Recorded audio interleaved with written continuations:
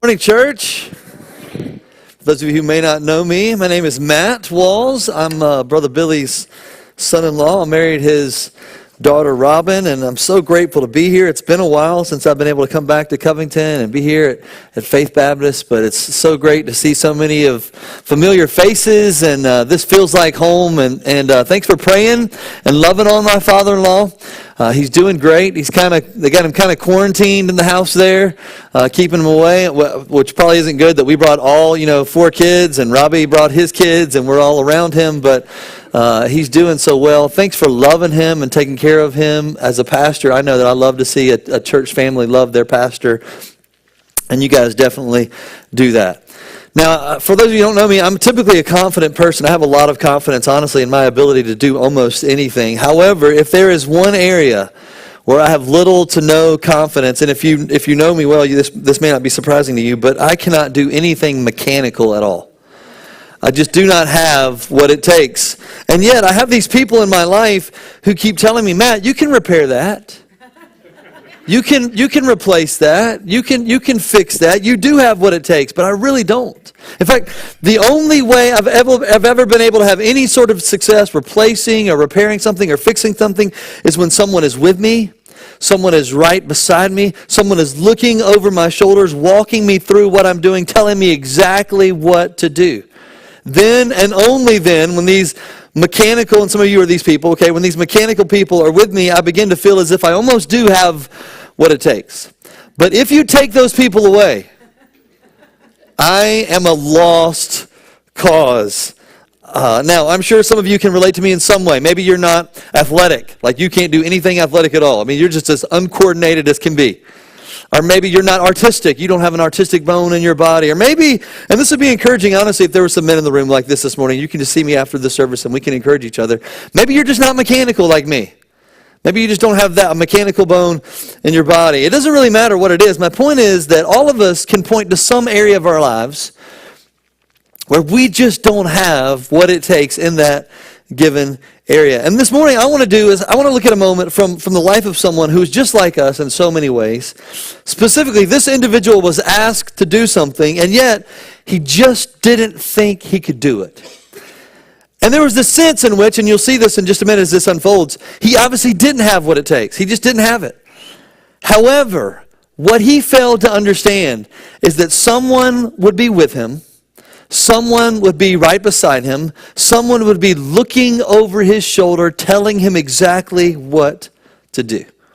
Now, this individual who didn't think that he had what it takes is none other than Moses himself. And some of you already know this about Moses because you've seen the movie, right? You've seen the movie and you already know this about Moses. Or you've read the story, you're familiar with it. But the first 40 years of Moses' life were spent in Egypt. If you know anything about history at this point in civilization, the Jewish people were they were enslaved by the Egyptians. But even though Moses was born to Jewish parents, through the most miraculous of circumstances, he ends up living in the palaces of Egypt and is raised by the Pharaoh's very own daughter. As a result, Moses becomes literally a prince of Egypt. He goes to the best schools, he eats the finest foods, and enjoys all the privileges of living as royalty, all while his fellow Jews are enslaved by the Egyptians. Then one day, later on in his life, 40-year-old Moses comes upon an Egyptian taskmaster who is just beating one of his fellow enslaved, or one of his fellow Jews. And in his anger, Moses intervenes and he murders this Egyptian. After he realizes what he's done, Moses gets out of there as fast as he can, runs as far away as he can, and for the next 40 years of his life, Moses lives on the backside of nowhere, and he has become a shepherd. This prince of Egypt has now become a shepherd. So in Exodus 3, Moses, again, he's no longer living in Egypt, but he's instead feels as if he's a man who will spend the rest of his life taking care of the sheep. And that's where I want to pick up this morning. So this is, again, Exodus 3. I'm going to begin reading in verse number 1. Now Moses was tending the flock of Jethro, his father-in-law, the priest of Midian. Now obviously, and some of you can relate to this, even the best jobs, okay, can become tiresome and tedious, right? But can you imagine watching sheep, hanging out with sheep for 40 straight years? And what's worse is these aren't even his sheep. These are his father-in-law's sheep. So can you imagine like working for your father-in-law for 40 straight years, watching his sheep? Anyway, he led the flock to the far side of the wilderness and came to Horeb, the mountain of God. Now, we don't know why Moses chooses to take his flock of sheep to the far side of the wilderness. We don't know if the sheep had eaten up like all the grass in their usual grazing spots, or if Moses literally just thinks, okay, the grass is greener on the other side, let's go over there. We don't really know. But for whatever reason, he leads them away from their usual pastures and journeys to the far side, some distance, the far side of the wilderness. Specifically, this place that he leads them to is called Horeb. And Horeb is called the mountain of God here because it's the same mountain, you probably know it as Sinai, where Moses will later, and he doesn't know this is going to happen yet, where he'll later receive the 10 Commandments themselves. But on this particular day, it's just another mountain to Moses. It's a place where his sheep can get some grass. And yet, Moses doesn't end up here on accident. In fact, God himself, I think, brings Moses here, leads Moses here, and this becomes clear when we read what happens next. There, the angel of the Lord appeared to him in flames of fire from within a bush. Moses saw that though the bush was on fire, it did not burn up. Now the text will tell us more about who this angel of the Lord is in just a minute, but for now I want you to notice that this angel, as he appears to Moses, doesn't appear to do anything at all. He doesn't speak to Moses. He doesn't sing a song or anything like that. The angel doesn't do anything we might expect an angel to do. In fact, as far as I can tell, the angel doesn't do anything to draw attention to itself, at least any more than the fire itself would have naturally drawn attention to. Now, there have been all sorts of theories proposed throughout the years about, how this bush was able to do this. And most of those attempts have been to explain away the supernatural aspect of this moment.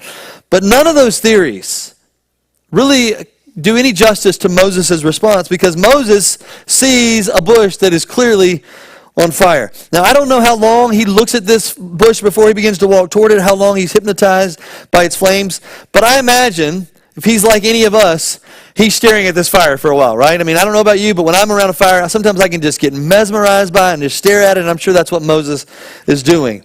And as he stares at this strange sight, he eventually has a thought. Moses thought, I will go over and see this strange sight, why the bush does not burn up. Moses, not understanding how this bush seems to be holding its own against the fire, does what most of us probably would have done if we found ourselves in Moses' shoes. He begins talking to himself, okay? And remember, he's been on the backside of the desert, hanging out with sheep for 40 years. He probably talked to himself a lot, just so you know, okay? But Moses says, and this is so funny to me the way this is written, I will go over and see this strange sight, why the bush does not burn up. Now, I don't know what Moses suspects, but at this point, I highly doubt that he thinks it has anything to do with God. I mean, for the last 40 years, really, God hasn't been a part of his life at all. In fact, if I had to guess, I'm pretty sure the main reason Moses goes over and checks this out is because he's just as fascinated with fire as most of us are. That's why he goes and checks it out. And again, let's be honest. Even though we might have been initially a little freaked out, by this burning bush, most of us probably would have done the same thing. Our curiosity would have gotten the best of us, and we would have inched a little closer, investigated a little further, because this is fire. We got to see fire. And that's what Moses does. He takes a step toward the bush, and another, and another. At this point, he's completely forgotten that he's a shepherd who needs to be taking care of his sheep. He has to find out what is happening. When the Lord saw that he had gone over to look, God called to him from within the bush, Moses. So as Moses begins to move in the direction of this bush, God begins to speak, and specifically God says Moses' name a couple of times. And Moses, probably not knowing what else to say, what to do, and certainly not ready to engage in a conversation with a flaming bush, just says, here I am, present, yes, who's talking to me? I mean, this is what he's doing. He's freaking out. He doesn't know what to say. God continues, do not come any closer. Take off your sandals, for the place where you are standing is holy ground. Now, I think it's important to understand that God doesn't tell Moses to stop because he's afraid, like Moses will discover the burning bush trick. He's like, no, stop there. You can't come any further. Pay no attention to the man behind the bush, okay? That's not what he's saying here. That's not what's going on here. Instead, this is about respect. This is about reverence. God wants Moses to know that this place where Moses is watching sheep, this place on the backside of nowhere where there's absolutely no cell reception. I mean, this place is holy ground. And it's holy ground for one reason only. Because God is there. Because God is there. Then he said, this is God still speaking, I am the God of your father, the God of Abraham, the God of Isaac, and the God of Jacob. At this, Moses hid his face because he was afraid to look at God. God says, look, I'm the God you thought you ran away from. I'm the God who followed you into the wilderness. I'm the God of your ancestors. I'm the God of Abraham, the God of Isaac, the God of Jacob. And it's at this point, I think, that Moses finally begins to connect the dots. He begins to realize the magnitude of this moment. And in absolute humility, he responds with reverence. He hides his face. God continues. The Lord said, I have indeed seen the misery of my people in Egypt. I have heard them crying out because of their slave drivers, and I am concerned about their suffering. And maybe God in this moment is addressing some doubts that Moses has, that maybe they popped in his head, like, oh, well, you're the God who's ignored our people who've been enslaved for 400 years. And maybe God's just sees into his mind and he addresses that. And God says, look, I've seen, I've heard, I've been paying attention. I'm concerned. I'm going to do something about it. And then God says what's maybe the most surprising thing of all. He says, so now go. I am sending you to Pharaoh to bring my people, the Israelites, out of Egypt. But notice how Moses responds, how he reacts to what surely must have been surprising news. But Moses said to God, who am I that I should go to Pharaoh and bring the Israelites out of Egypt? Moses says, hey God, I'm not sure if you're aware of this or not, but I've pretty much been alone in the wilderness for the last 40 years. I'm a shepherd. I can't exactly demand anything from the most powerful ruler in the world. I don't have any influence in Egypt. I don't have any contacts in Egypt. I certainly don't have the credentials to do what you're asking me to do. I just don't have what it takes. On top of that, God, and I'm pretty sure you're already aware of this, but when I left Egypt, I left as a wanted man. I left as a fugitive. They were putting up posters all over looking for me. Out of all the people, God, that you could potentially choose to deliver your people from Egyptian slavery, I don't see how I could even be on your list at all. And I just love the response that God gives. I will be with you. And this will be the sign to you that it is I who have sent you. When you have brought the people out of Egypt, you will worship God on this mountain. God says, Moses, it doesn't matter who you are. You're irrelevant ultimately. It doesn't matter who you are. It matters who I am. And although it's true that you don't exactly have what it takes, at the same time, I will be with you, so you will absolutely have what it takes because I have what it takes. And by the way, you will see that I have what it takes when I bring you back to this exact same place after you have rescued all of your brothers and sisters from Egypt. Moses, though, is unconvinced, then he counters with another question. Well, suppose I go to the Israelites and say to them, the God of your fathers has sent me to you. And they ask me, what is his name? Then what shall I tell them? Moses is like, hey, let's say hypothetically that someone asked me your name. How am I supposed to respond to them? I can't tell them I've been talking to a burning bush. I mean, they're going to think I'm insane. That's not going to help me win anybody to my side. They're going to think I'm out of my mind. They'll think I'm crazy. I feel like it will be obvious to everyone that I'm not deliverer material when they know that I've been talking to flaming shrubbery. So God, again, hypothetically, let's say we even begin to walk in this direction. Who are you? Who am I supposed to say that I've been talking to? God said to Moses, I am who I am. This is what you are to say to the Israelites. I am has sent me to you. Now, unfortunately, we don't have time to talk really about what this name means this morning because it would take a whole sermon, honestly, to do it justice, I think. But essentially, God is saying, look, I'm not like all the other gods that you grew up around in Egypt. I am the one true God. I am the only God. That's who I am. God then continues to talk to Moses and assure him, and you can read, in fact, it's kind of homework, maybe you can read verses 15 through 22 later to see exactly what he says. But I want to skip down and notice Moses' response to all that God says.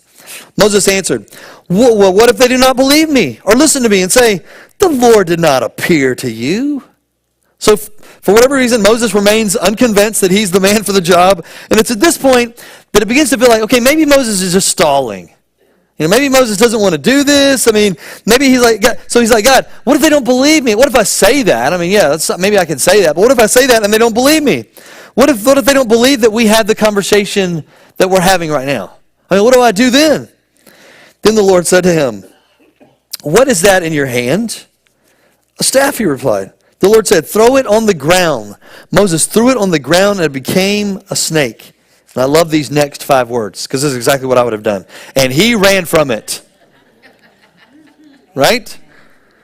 And then as he is undoubtedly like a comfortable distance away, then the Lord said to him, and this would have been so difficult for me to do, okay?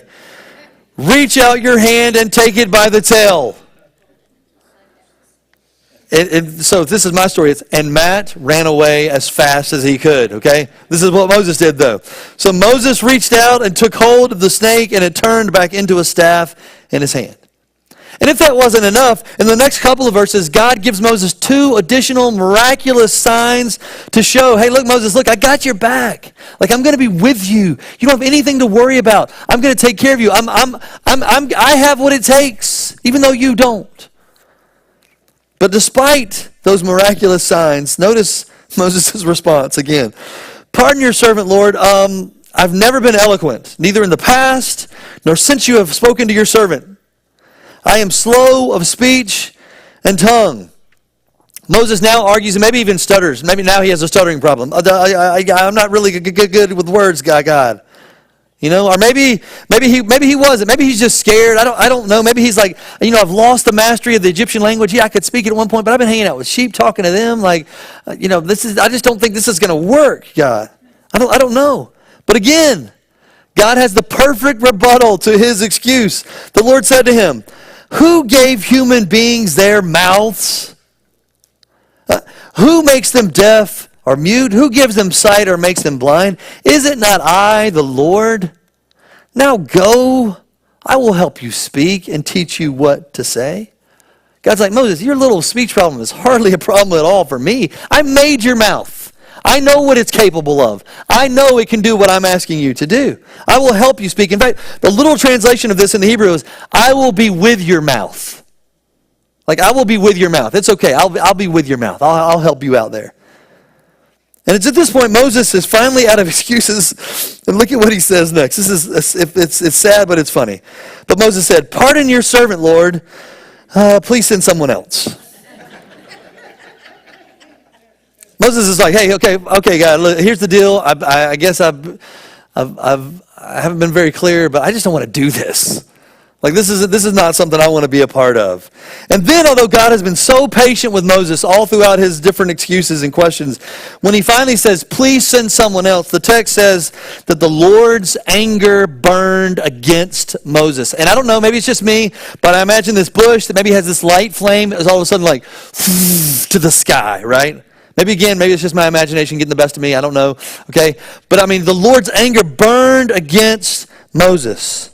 And yet, when Moses sees, and you can read again the rest of chapter 4 later, but when Moses sees that God is not taking no for an answer, he grabs his staff and starts walking toward Egypt, still unconvinced that he has what it takes, but absolutely convinced that God has what it takes.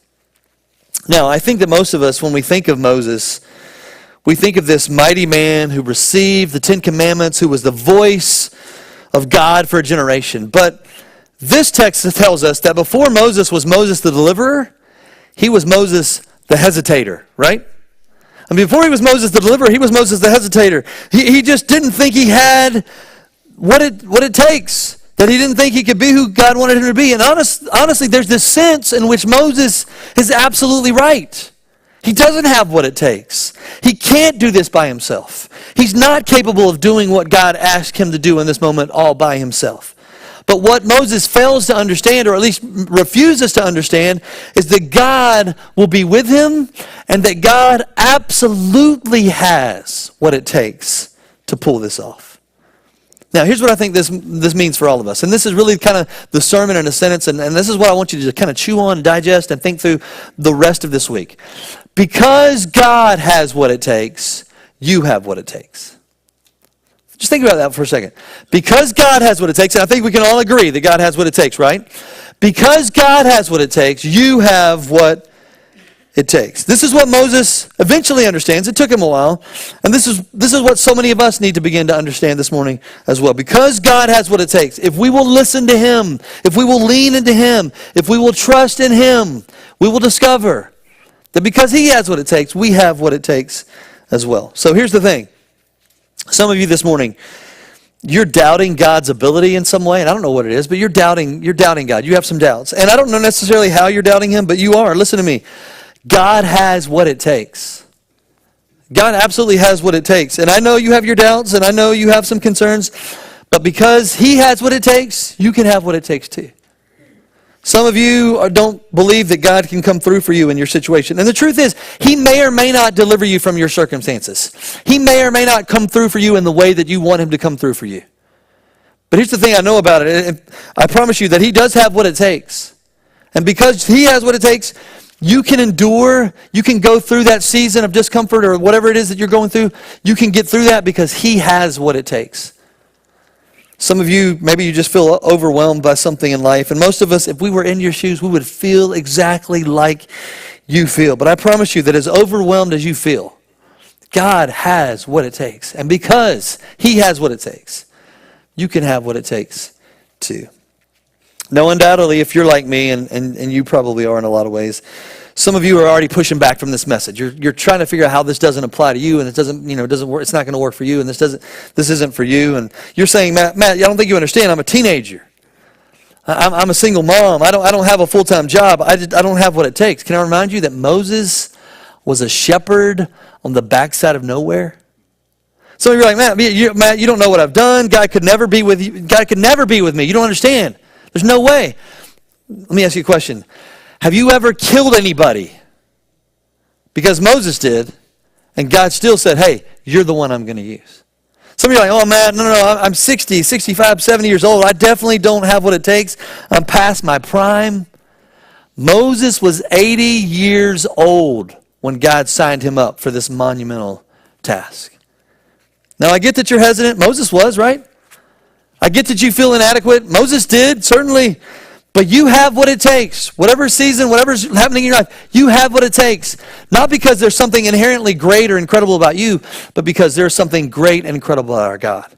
You have what it takes because he has what it takes. So, a couple of questions that I want to ask you, I want you to think about. What is it that you're saying no to because you're confident that you don't have what it takes? What is it maybe that God has brought right in front of your path? I mean, he's almost spoken through a burning bush to you. You've had this moment, but you're saying no to it because you're confident that you don't have what it takes. What is it that you're arguing with God about? What is it that you're telling him you just don't want to do? What is it? I mean, because I know, look, I've had those conversations. God, you don't understand. I can't. I don't want. I don't know. You know, what is it that you're arguing with God about? What is it? Where is it that you're stalling, hoping that God will just leave you alone? Now, I know that to hear you don't have what it takes isn't like necessarily the most encouraging message you could ever hear on a Sunday morning. Like, hey, you don't have what it takes.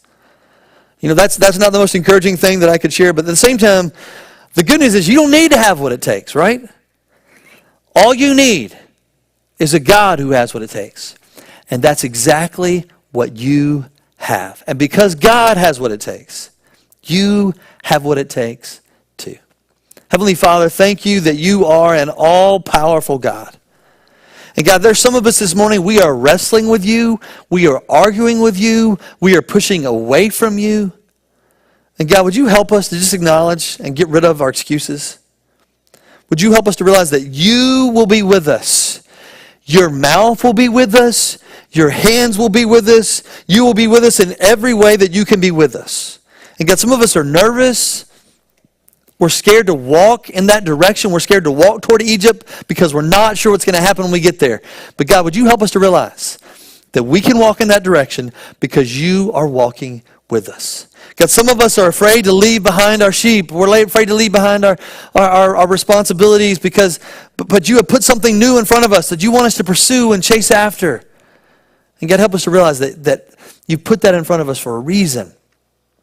God, help us to realize that you want us to go through that. And God, some of us are just pushing back for any number of reasons. Would you help us to realize that you are a God that has what it takes? And because you have what it takes, we can have what it takes too. Again, we just thank you for being a God who's patient with us when we argue with you, and yet a God who also will tell us like it is. It's in Jesus' name we pray. Amen.